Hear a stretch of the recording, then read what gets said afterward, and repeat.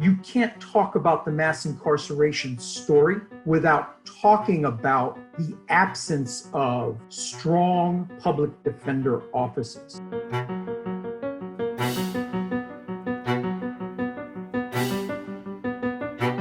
Public defense is in constitutional crisis. Public defenders represent people in criminal cases who cannot afford an attorney. In the United States, everyone has the right to a lawyer, even if they can't afford one, in criminal matters when you're facing jail time.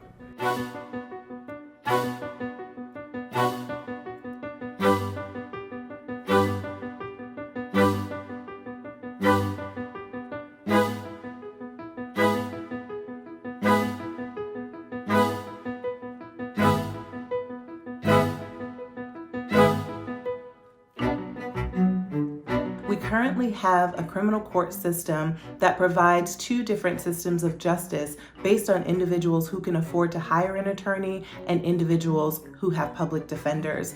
Public defenders are critical to challenging racist, cruel, and unjust laws and practices.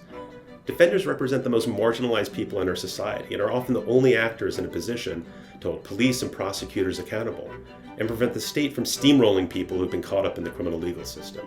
Meaningful access to counsel for all right now is underfunded. In order for public defenders to play this role of checks and balance for police officers, they need to have the resources to do so, because it's important for them to be able to hire investigators, to be able to fully defend cases that are coming before the court. The lack of resources and funding in jurisdictions that have public defender offices prevent public defenders from providing the kind of access to justice to each client that they're capable of providing. When we look at the statistics in places like New Orleans, Louisiana, where it leads the nation in wrongful convictions, one can only wonder, how are we allowing individuals to be incarcerated for crimes they did not commit? The answer is simple.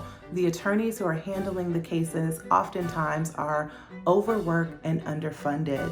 When we say defund the police, what we mean is do not shut down the police stations. Do not fire the police. What we're saying is some of their resources need to be taken and put it in organizations that can help to deter clients from coming into the court system.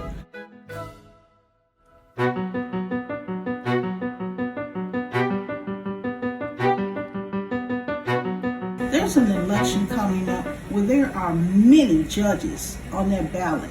And I would urge each and every one of you to take the time to look up this judge, read the bar review results about this judge before you just go in and randomly select judges. I know it's a hard task, but that's part of our responsibility, is knowing who to put on these benches. Find out their position on public defense, whether they care about an equitable system that produces just outcomes, whether they want to continue with the status quo that undermines justice for all, not just people that public defenders represent, but survivors of crime as well.